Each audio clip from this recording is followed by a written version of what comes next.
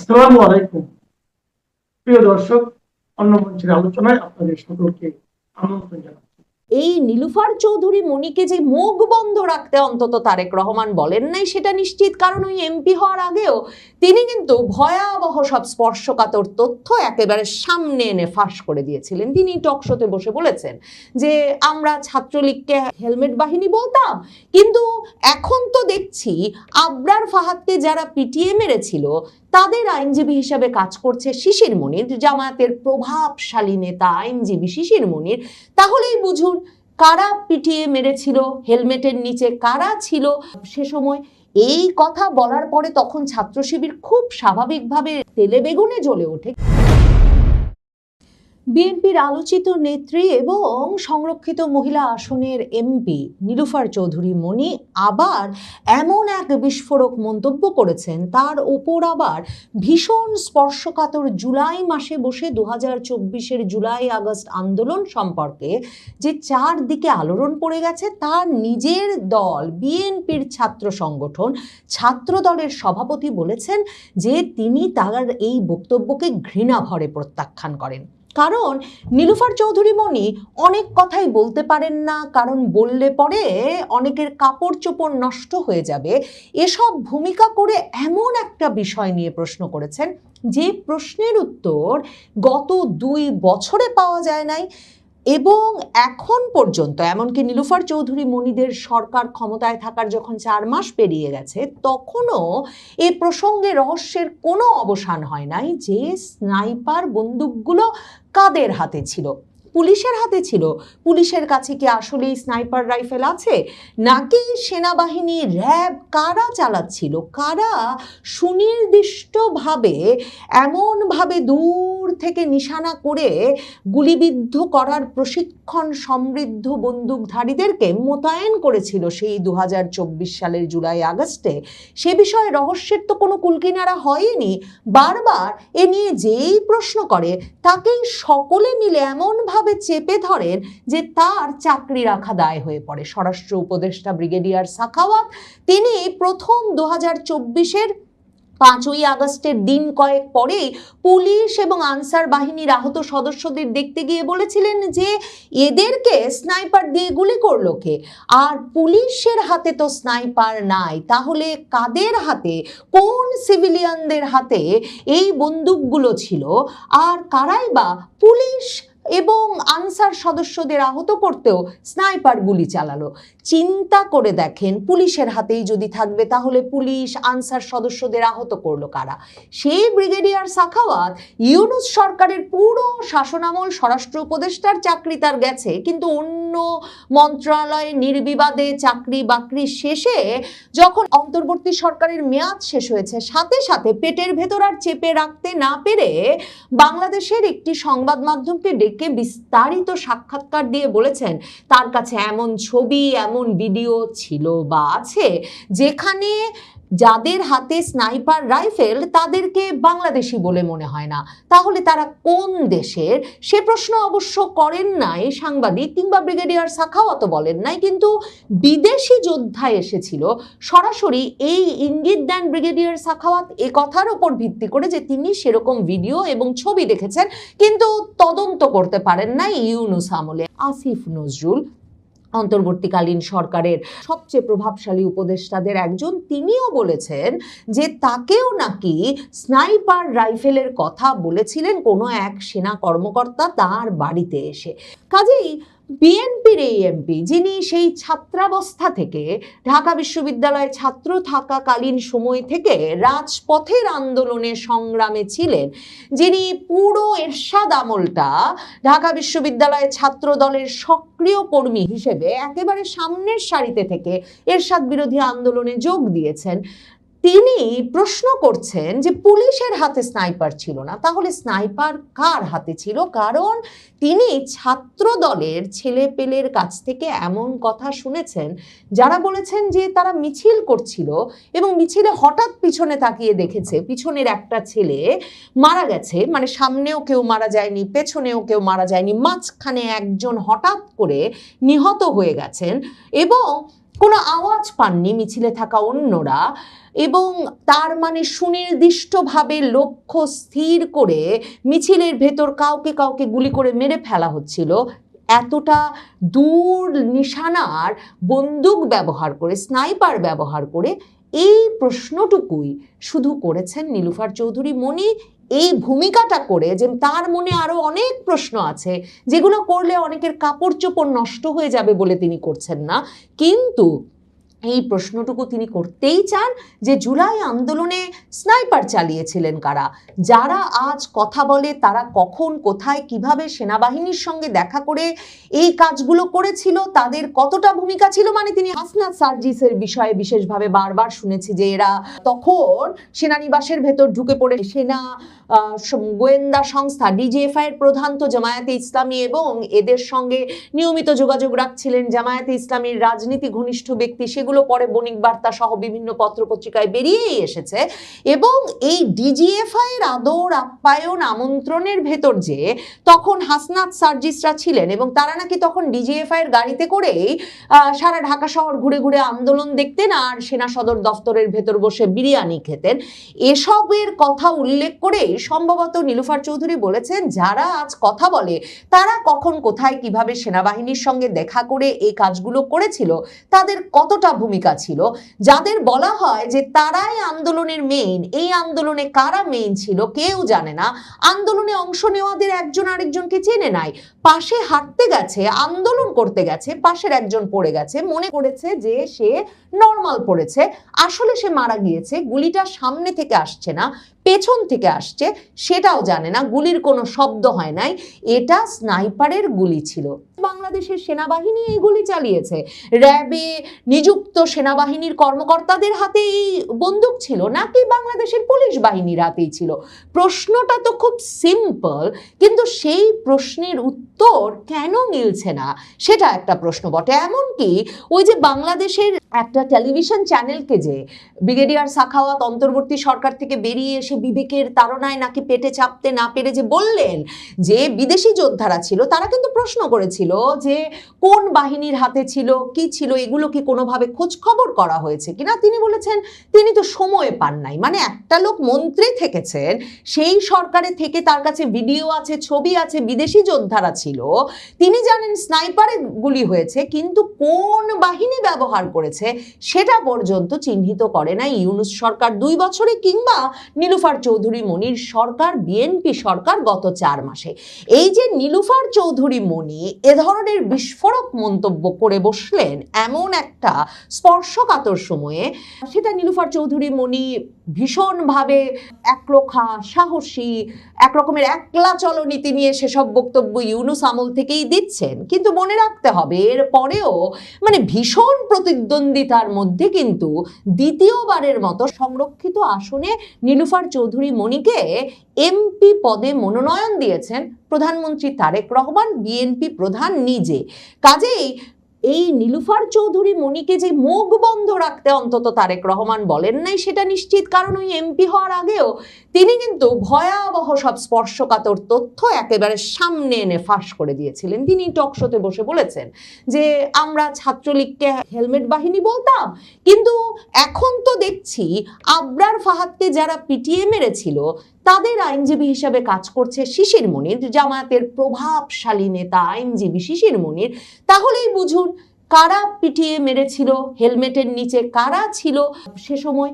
এই কথা বলার পরে তখন ছাত্র শিবির খুব স্বাভাবিকভাবে তেলে বেগুনে জ্বলে ওঠে। কিন্তু এই যে বিএনপি বা বিএনপির একেবারে শীর্ষ নেতৃত্ব এসব প্রশ্ন তোলায় কোনো বাধা দিচ্ছে না, তাতে মনে হচ্ছে বিএনপির কাছে আসলে আরো অনেক তথ্য আছে।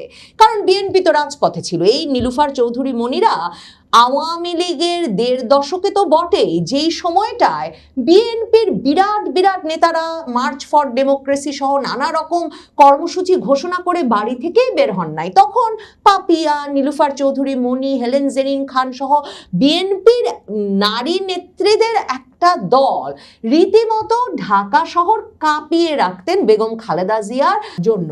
কাজেই তারেক রহমান জানেন এই নেত্রীদেরকে একদিকে যেমন তাদের ১.৫ দশকের যে অবদান সেটার জন্য পুরস্কৃত করতে হবে, অন্যদিকে তাদের কাছে রাজপথে কোন ষড়যন্ত্র ঘটে গিয়ে হঠাৎ করে আন্দোলনটা, শেখ হাসিনা বিরোধী আওয়ামী লীগ বিরোধী আন্দোলনটা বিএনপির হাত থেকেও হাতছাড়া হয়ে গিয়ে কাদের হাতে চলে গেল এবং কারা নেতা বনে গেলেন ২০২৪-এর জুলাই আগস্ট আন্দোলনের, সেই বিষয়ে যেহেতু বিএনপির ভেতরে নানা প্রশ্ন আছে, বিএনপির শীর্ষ নেতৃত্বের প্রশ্ন আছে, কাজেই সেই প্রশ্নগুলো করে রাখা যে জরুরি।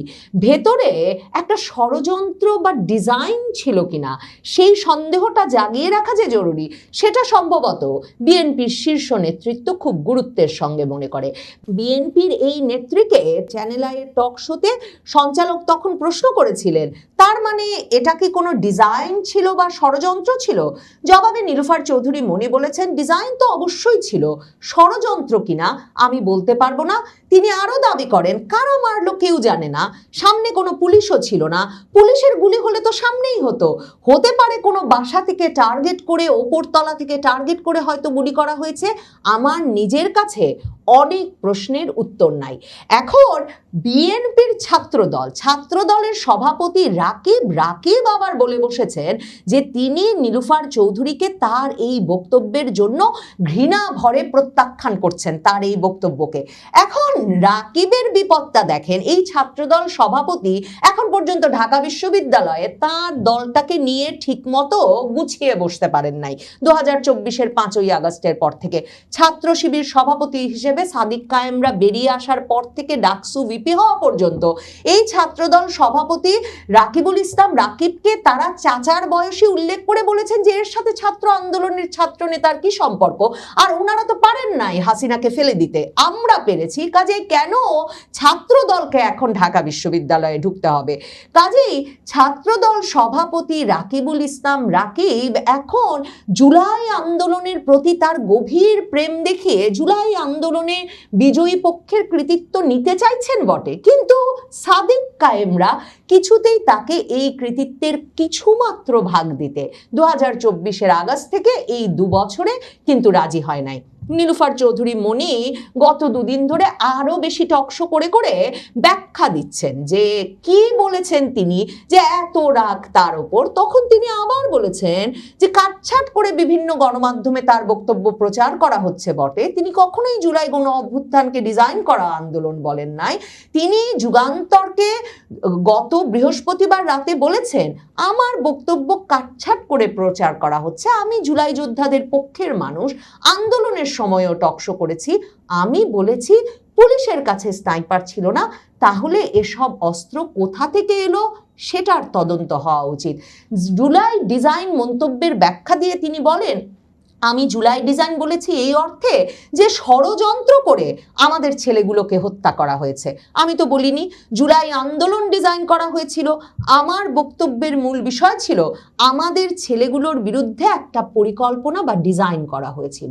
তার মানে নীলুফার চৌধুরী মনি অবিচল থেকে এবং সাহসের সঙ্গে আমাদের অনেকের মনে যে প্রশ্ন, সেই প্রশ্নটাই আবার করেছেন যে তার মানে কি এই হত্যাকাণ্ডটা একটা ডিজাইনের অংশ ছিল?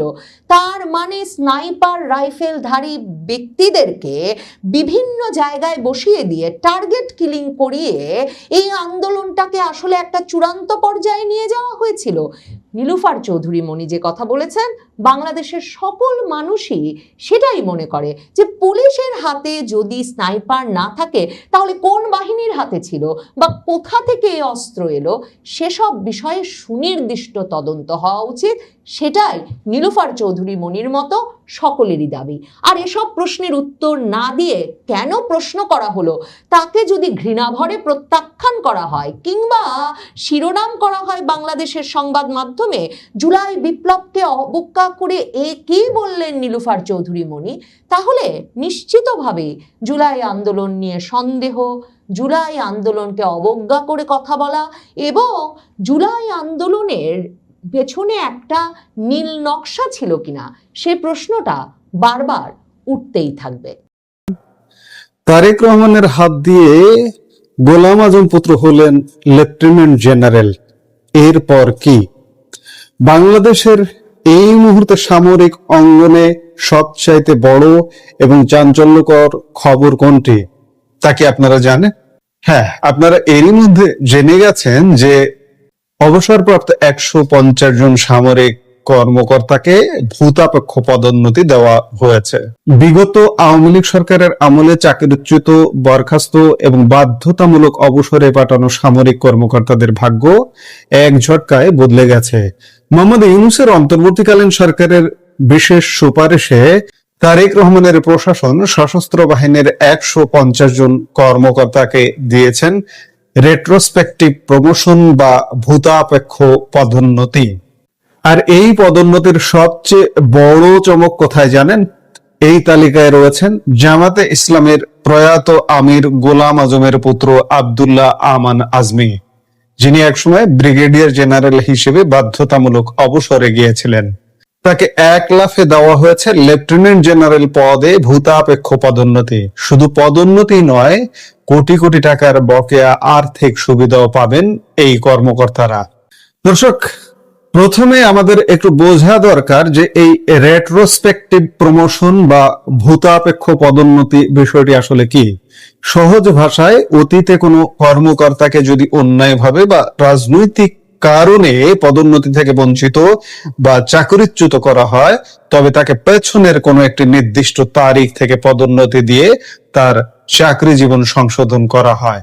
তারেক রহমানের প্রশাসনের এই নতুন বিজ্ঞপ্তিতে সেনাবাহিনী, নৌবাহিনী এবং বিমান বাহিনীর অবসরপ্রাপ্ত, অপসারণ, অব্যাহতি এবং বরখাস্ত হওয়া মোট 150 জন কর্মকর্তাকে এই বিশেষ সুবিধা দেওয়া হয়েছে।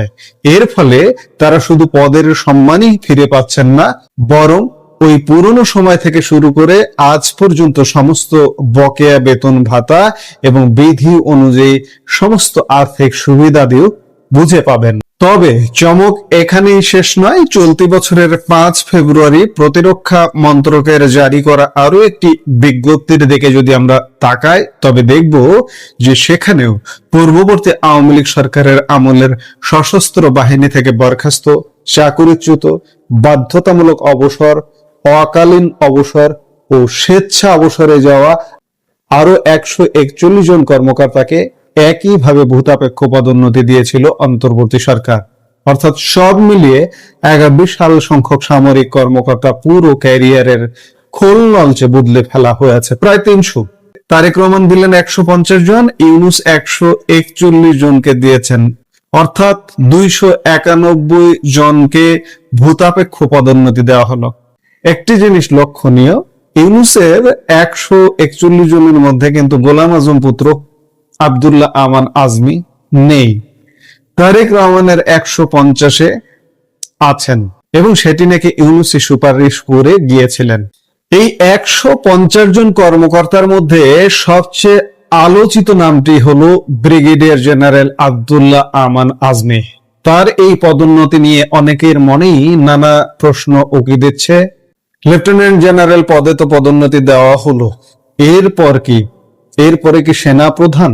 চলুন একটু ইতিহাসের পাতা উল্টে নেওয়া যাক। আব্দুল্লাহ আমান আজমি কিভাবে, কোন প্রেক্ষাপটে তিনি চাকরি পেয়েছিলেন সেনাবাহিনীতে। তার বাবার বাংলাদেশের নাগরিকত্বও ছিল না, তিনি পাকিস্তানি পাসপোর্টে বাংলাদেশে এসেছিলেন। তার পুত্র আব্দুল্লাহ আমান আজমি কিভাবে বাংলাদেশ সেনাবাহিনীতে জিয়াউর রহমানের আমলে চাকরি পেলেন এবং জিয়াউর রহমানের পুত্র তারেক রহমান আজকে তাকে পদোন্নতি দিলেন। আমরা একটু ইতিহাস থেকে ঘুরে আসি। আপনারা হয়তো জানেন যে 1973 সালের 18 এপ্রিল বাংলাদেশ সরকার জামায়াত নেতা গোলাম আজম সহ 42 জনের নাগরিকত্ব বাতিল করেছিল। কেন করেছিল আপনারা সেটিও নিশ্চয়ই জানেন। 1971 সালে আমাদের মহান মুক্তিযুদ্ধে বিতর্কিত ভূমিকা পালন করবার কারণে এবং পাকিস্তানের পক্ষে ভূমিকা পালন করবার কারণেই 42 জন নাগরিকের নাগরিকত্ব বাতিল করা হয়েছিল। পরবর্তীতে গোলাম আজম পাকিস্তানি পাসপোর্টে বাংলাদেশে আসেন, কিন্তু আইনি ও সাংবিধানিক দৃষ্টিকোণ থেকে বাবার নাগরিকত্ব বাতিলের বিষয়টি সন্তানদের উপর সরাসরি বর্তায়নি। আব্দুল্লাহিল আমান আজমি 1958 সালে তৎকালীন পূর্ব পাকিস্তানে বর্তমান স্বাধীন বাংলাদেশে জন্মগ্রহণ করেন। তিনি জন্মসূত্রে বাংলাদেশের স্থায়ী বাসিন্দা ও একজন বৈধ নাগরিক ছিলেন। ফলশ্রুতিতে 1979 সালে তিনি যখন বাংলাদেশ মিলিটারি একাডেমিতে যোগ দেন, তখন আইনিভাবে তার বাংলাদেশের নাগরিকত্ব বা সেনাবাহিনীতে আবেদনের ক্ষেত্রে কোনো প্রকার আইনি নিষেধাজ্ঞা ছিল না। এটি সত্য যে আমান আজমি কোনো ব্যাকডোর দিয়ে সেনাবাহিনীতে আসেননি, অবৈধভাবে নিয়োগ পাননি। সেনাবাহিনীর সার্কুলার হয়েছে, তিনি আবেদন করেছেন, যথাযথ পরীক্ষা দিয়েছেন, দিয়ে সেনাবাহিনীতে প্রবেশ করেছেন। কিন্তু এখানে কথা আছে, মানলাম যে সম্পূর্ণ নিজস্ব যোগ্যতায় আমান আজমি সেনাবাহিনীতে যোগদান করেছিলেন। তিনি ঢাকার ঐতিহ্যবাহী নটরডেম কলেজ থেকে উচ্চ মাধ্যমিক সম্পন্ন করার পর 1979 সালে তিনি পঞ্চম বিএমএ দীর্ঘমেয়াদী কোর্সে যোগদান করেন। সামরিক প্রশিক্ষণে তিনি অত্যন্ত কৃতিত্বের পরিচয় দেন।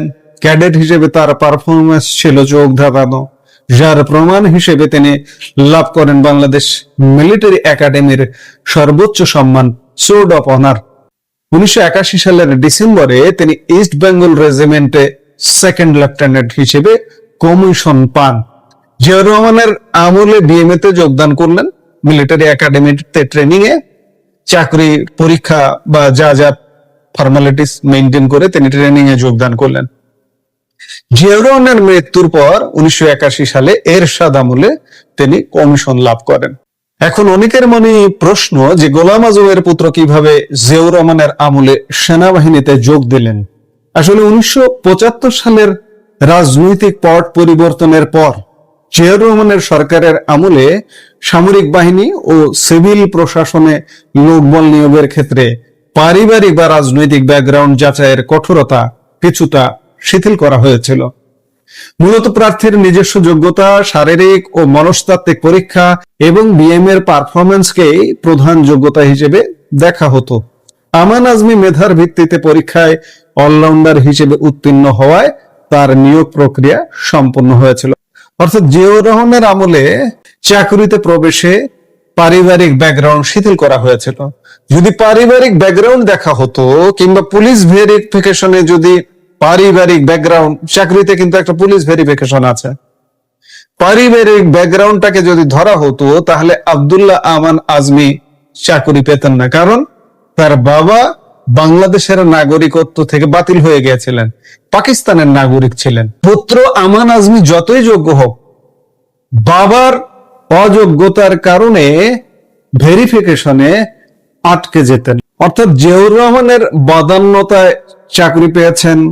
জিয়াউর রহমানের বদান্যতায় অনেক কিছু হয়েছে। যুদ্ধাপরাধী জামাত বাংলাদেশের রাজনীতির সুযোগ পেয়েছে। সেনাবাহিনীতে দীর্ঘ সময় সফলভাবে চাকরি করার পর আমান আজমি ব্রিগেডিয়ার জেনারেল পদে উন্নীত হন। তিনি স্কুল অফ মিলিটারি ইন্টেলিজেন্সের কমান্ড্যান্ট এবং 69 পদাতিক ব্রিগেডের কমান্ডার হিসেবে অত্যন্ত গুরুত্বপূর্ণ ও সংবেদনশীল দায়িত্ব পালন করেন। কিন্তু পরবর্তীতে রাজনৈতিক পট পরিবর্তন হলে 2009 সালে আওয়ামী লীগ সরকার ক্ষমতায় আসার পর সামরিক বাহিনীর অভ্যন্তরীণ শৃঙ্খলাজনিত কারণে সংশ্লিষ্ট কমিটির সুপারিশে 2009 সালের 24 জুন তাকে বাধ্যতামূলক অবসরে পাঠানো হয়।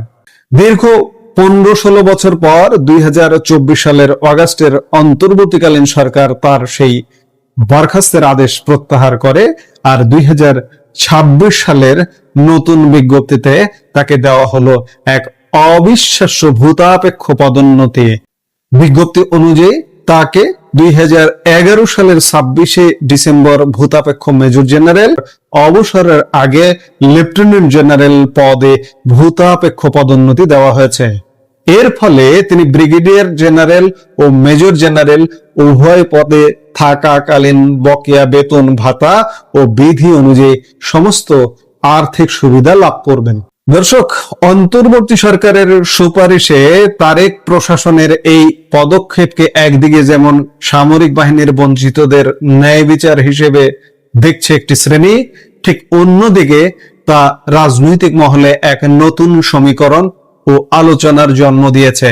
এই বিশাল পরিবর্তন বাংলাদেশের সামরিক ও রাজনৈতিক ভবিষ্যৎকে কোন দিকে নিয়ে যায় সেটাই এখন দেখার বিষয়। আমরা প্রশ্ন করেছি বা আমরা হেডলাইনে লিখেছি যে তারেক রহমানের হাত দিয়ে ব্রিগেডিয়ার জেনারেল আব্দুল্লাহ আমান আজমি হলেন লেফটেন্যান্ট জেনারেল গোলাম আজম পুত্র এবং জিয়াউর রহমানের আমলে চাকরি পেয়েছিলেন। বাবা জিয়াউর রহমানের আমলে চাকরি পেলেন, তারেক রহমান পুত্রের আমলে লেফটেন্যান্ট জেনারেল হলেন গোলাম আজম পুত্র আব্দুল্লাহ আমান আজমি। প্রশ্নই রাখতে চাই এবং প্রশ্ন রেখে আলাপটা শেষ করতে চাই, এরপর কি? এই মুহূর্তের ভিডিও থেকে বিদায় নিতে চাইছি।